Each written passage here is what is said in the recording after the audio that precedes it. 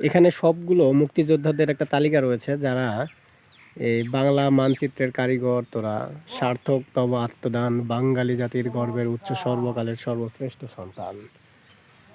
এখানে মাধবপুর পৌরসভা, ধর্মঘর ইউনিয়ন পরিষদ, মাধবপুর, এইসব জায়গাগুলো থেকে, মানে এখানকার যত এই হবিগঞ্জের যত মানুষজন আছে তারা কতজন এখানে আত্মদান করেছেন সেই জিনিসগুলো এখানে রয়েছে। আর এটা ছিল বাংলাদেশের মুক্তিযুদ্ধের প্রথম সেনা সদর। তো দেখেন এখানে লেখা আছে, মানে হচ্ছে 4 এপ্রিল প্রথম সেনা বৈঠক অনুষ্ঠিত হয় এখানে। আর তারপরে 10 এপ্রিল এখানে বাংলাদেশকে চারটি স্থলে 6টি সামরিক অঞ্চলে বিভক্ত করা হয় এবং পরবর্তীতে 11টি সেক্টর করা হয়। তো এইসব তথ্যগুলো দেওয়া আছে।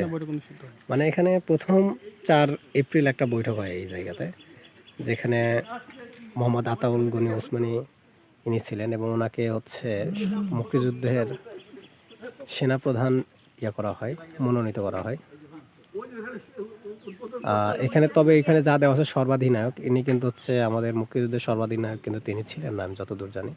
তো এখন যাকে বলা হয়েছিল সর্বাধিনায়ক সেটা কিন্তু এখন একটা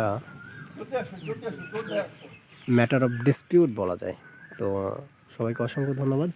আর আমরা যদিও ভেতরে ঢুকতে পারতেছি না, এই পাশে যে ভেতরে যে অংশটুকু আছে এইখানেই কিন্তু হচ্ছে বৈঠকটা হয়েছিল। এই যে এই ভেতরে বাংলোর ভেতরে বৈঠকটা কিন্তু এখানে হয় না, ভেতরে হয়েছে। যদিও ভেতরে আমাদের যাওয়াটা এই মুহূর্তে পারমিশন নেই, সেজন্য যেতে পারছি না। তো জায়গাটা সবাইকে দেখালাম। আশেপাশে চা বাগান আছে, আরও অনেকে দেখতে আসছেন, একটু দেখবেন, সমস্যা নেই।